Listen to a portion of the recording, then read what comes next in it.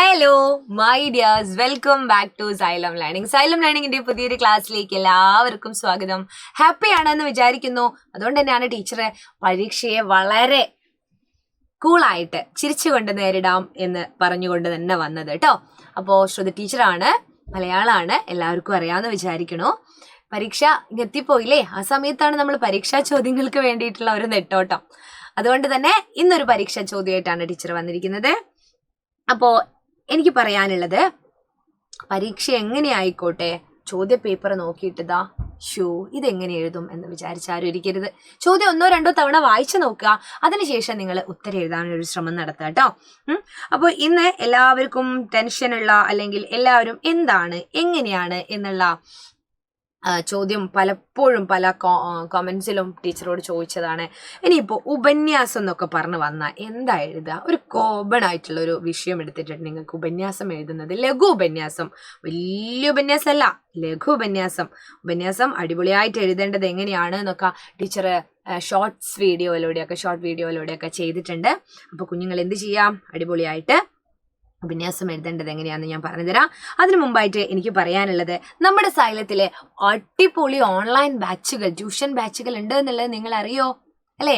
എല്ലാ ക്ലാസ്സിനും, 4ാം ക്ലാസ്സിലും 5ാം ക്ലാസ്സിലും 6ാം ക്ലാസ്സിലും 7ാം ക്ലാസ്സിലും 8, 9, 10, +1, +2, നീറ്റ്, ജെഇ അല്ലേ, മെഡിക്കൽ, എഞ്ചിനീയറിംഗ്, എൻട്രൻസ് ഒക്കെ ഇവിടെ ഉണ്ട് എന്നുള്ളതാണ്. ഒരുപാട് ക്ലാസ്സുകൾ നമുക്ക് വേണ്ടിയിട്ടുണ്ട്. അപ്പോൾ ഓരോരുത്തർക്കും ഏത് ക്ലാസ് ആണ് വേണ്ടത് നോക്കി. ഇപ്പോൾ ഉദാഹരണത്തിന് 4ാം ക്ലാസ്സിലുള്ള മക്കൾക്ക് ഒരു വർഷത്തേക്ക് 2499 രൂപയാണ് ഫീസ് വരുന്നത്.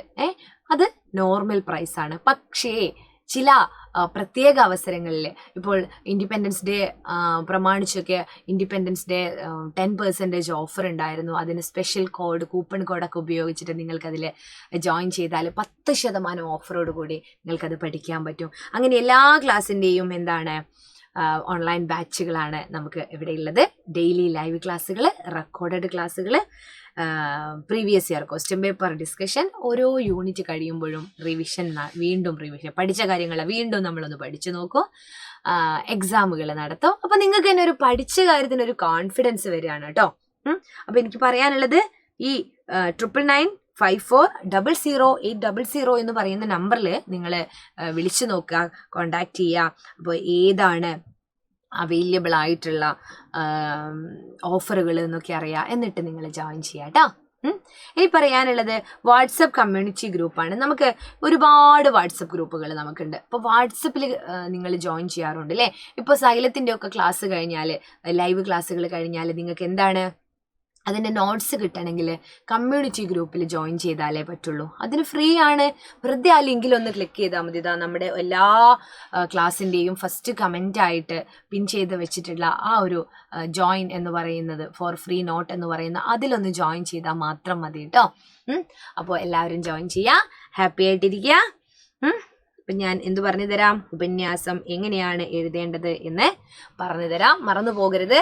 ഇന്ന് ടീച്ചർ ഒരു ചോദ്യവുമായിട്ടാണ് വരുന്നതെങ്കിൽ, വരുന്ന മാരത്തോണുകളിലും ലൈവ് ക്ലാസ്സുകളിലൊക്കെ ടീച്ചർ മുഴുവനായിട്ടുള്ള പാഠങ്ങളും അതുമായിട്ട് ബന്ധപ്പെട്ടിട്ടുള്ള ചോദ്യങ്ങളും ഒക്കെ ആയിട്ടാണ് വരിക. അപ്പം എല്ലാവരും എല്ലാവരുടെ ലൈവുകളും കാണാം കേട്ടോ. എന്നിട്ട് നിങ്ങൾ ലൈക്ക് ചെയ്യുക, ഫ്രണ്ട്സിനൊക്കെ ഷെയർ ചെയ്ത് കൊടുക്കുക. ഓക്കെ, അപ്പോൾ എന്താണ് നമ്മൾ തയ്യാറാക്കാൻ പോകുന്നത്? ഒരു ലഘു ഉപന്യാസമാണ്. വിഷയം എന്താണെന്ന് വെച്ചാൽ, കാലം മാറുമ്പോൾ കോലവും മാറും എന്നാണല്ലോ ചൊല്ല്. കാർഷിക രംഗത്ത് വന്ന മാറ്റങ്ങളെക്കുറിച്ച് ലഘു ഉപന്യാസം തയ്യാറാക്കുക.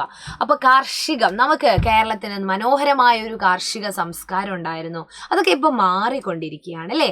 അപ്പോൾ മാറിക്കൊണ്ടിരിക്കുന്ന ഈ ഒരു കാലത്ത് കൃഷിയിലും മാറ്റം വന്നിട്ടുണ്ടോ എന്നാണ് നമ്മൾ നോക്കേണ്ടത്. അപ്പോൾ ഉപന്യാസം തയ്യാറാക്കുമ്പോൾ നമ്മൾ ആദ്യം എന്ത് ചെയ്യണം? മനോഹരമായ ഒരു തുടക്കം, ആമുഖം, നല്ലൊരു ആമുഖം, ഹെഡിങ്ങും കൊടുക്കാം കേട്ടോ. ആമുഖം എന്ന് പറഞ്ഞാൽ എന്താ, അടിപൊളി, നല്ല കോട്ട്സ് ഒക്കെ വെച്ചിട്ടൊക്കെ തുടങ്ങാം. പിന്നെ ആശയം എഴുതുക, അത് ഖണ്ഡിക തിരിച്ചിട്ടൊക്കെ എഴുതുക. അതായത് പാരഗ്രാഫായിട്ട് നമ്മൾ ഖണ്ഡിക തിരിച്ചിട്ടാണ് എഴുതേണ്ടത്. പിന്നെയോ പിന്നെ നിങ്ങളുടെ സ്വന്തം അഭിപ്രായങ്ങളൊക്കെ അവിടെ രേഖപ്പെടുത്താം. സ്വഅഭിപ്രായം, സ്വന്തം അഭിപ്രായങ്ങളൊക്കെ നിങ്ങളുടെ അനുഭവങ്ങളൊക്കെ ചേർത്ത് വെച്ചിട്ടൊക്കെ എഴുതാം. പിന്നെ സമയം, പരീക്ഷയ്ക്ക് ആവുമ്പോൾ ഒരുപാട് സമയമൊന്നും ഉണ്ടാവില്ല, അതിനനുസരിച്ച് സമയപരിധിക്കുള്ളിൽ അത് തീർക്കണം. പിന്നെ വേണ്ടത് ഉപസംഹാരമാണ്. ഉപസംഹാരത്തില് എൻഡിങ് ആണ് കേട്ടോ. എൻഡ്, ഉപസംഹാരം എന്ന് പറഞ്ഞാൽ നല്ലൊരു ബ്യൂട്ടിഫുൾ ആയിട്ടുള്ള ഒരു എൻഡ്. ഞാൻ മനസ്സിലാവാത്തതുകൊണ്ട് ഇവിടെ എഴുതാം. ആമുഖം എന്ന് പറഞ്ഞാൽ അതിന്റെ തുടക്കമാണ് അല്ലെ, സ്റ്റാർട്ടിങ് ആണ്. സ്റ്റാർട്ടിങ് എങ്ങനെ നന്നായിട്ട് എങ്ങനെ സ്റ്റാർട്ട് ചെയ്യാം ഒരു ഉപന്യാസം അല്ലേ. പിന്നെ നിങ്ങൾക്ക് ഇതിൽ പ്രസംഗമാണ്, കുറിപ്പാണെങ്കിലും ഇതുമായിട്ട് തന്നെ കണക്ട് ചെയ്തിട്ടൊക്കെ എഴുതാട്ടോ. 2 രീതിയിലൊക്കെ ടീച്ചർ തരുന്നുണ്ട്. നമ്മളെ മാരത്തോൺ ക്ലാസ്സുകളിലൊക്കെയാണ് കൂടുതൽ പറയുക.